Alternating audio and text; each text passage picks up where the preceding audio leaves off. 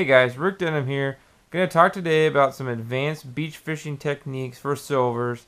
And I'm going to do this in two parts. The first part, we're going to cover a little bit of kind of ideas around the beach fishing that you may not necessarily think about. And then I'll break it down into some of these gear that I have in front of me. So before I get started into the gear, let's talk about kind of the mentality that I would call more of what is advanced. And for most beach fishers, on the basic side, you may be thinking, all right, if I look at what time the tide is, then I can be at least around the high tide and be catching fish. Well, for me, what I found to be very productive is that certain beaches fish better on certain tides. So you may have a beach like what I like to fish up here in the north end. A lot of them fish great the hour before high tide and then the hour after high tide. So you have a 2-hour window where you have optimum fishing conditions. But for some other areas, you may not have that great of fishing on the high tide because it may have too much seaweed or not enough water movement. So you just have to do your research. And there's a lot of great tackle shops out there that can help you, or even just acquiring from local fishermen. But that's part of becoming that 10%er. Is doing your research, doing your homework outside of being on the water, and then by the time you're ready for the water, you're prepared. And that's, you want to have all your gear ahead of time, taken care of, prepared the night before, ready to go. And a lot of what I'm going to talk to here kind of reflects on that attitude. But from my own experience, I've really found the benefit of not just conforming to what everybody else is doing. If everybody's throwing buzz bombs and catching fish, okay, yeah, then maybe that's an idea. But if nobody's catching anything, maybe it's time to think outside the box. And you'll kind of see me come back to that a few times here today. But it can be a great way of thinking to do something different and increase your hookups on the water. So first I want to take a look at one of my favorite rigs other than the buzz bombs. So on your advanced side would be float fishing for silvers. And this isn't just your river float fishing. I'm talking about float fishing a herring. And boy, oh boy, can this be fun. So what I have here is two sets of floats. I have a foam dink float and a clear drift. And the foam dink float is set up and rigged like you would have for a fixed float. And the reason being is a lot of the times the areas I'm fishing are going to be between, let's say, 5 to 10 feet deep where you're casting and those silvers are running by. And having a fixed float allows you just a straight connection to when that float goes down. You don't have to worry about the line sliding or doing anything else.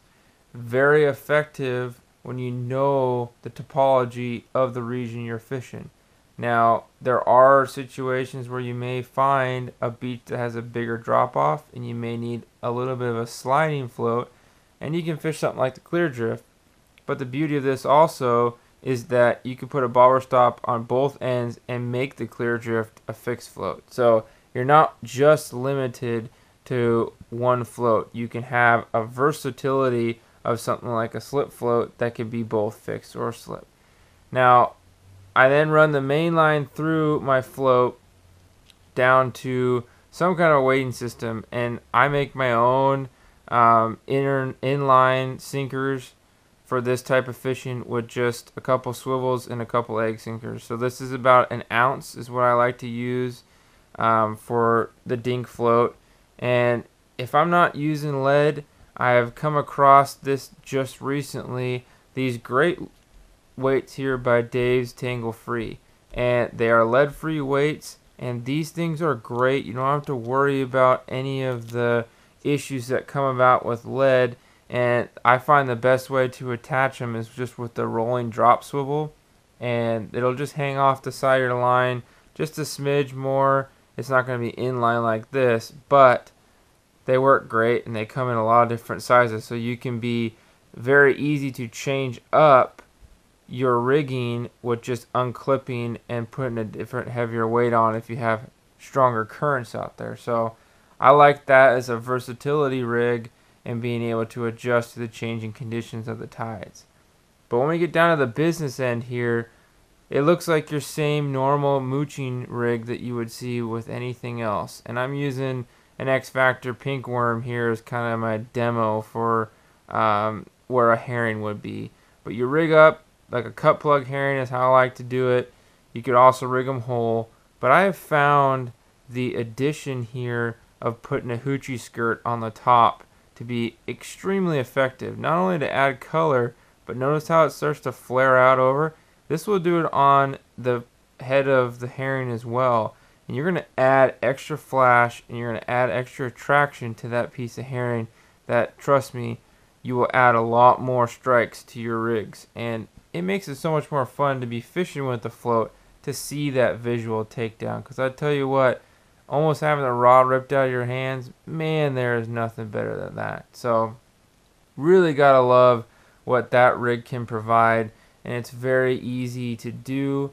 You're just looking for fish in the right kind of water with moving current, and especially tide rips are a great location for float fishing herring. So one very effective technique, but we obviously have a lot of others to talk about. So what I'm going to do is this will be part 1, and I'm going to go transition now into part 2 and cover the rest of these great rigs out here. So stay tuned. Part 2 coming up. Fish on.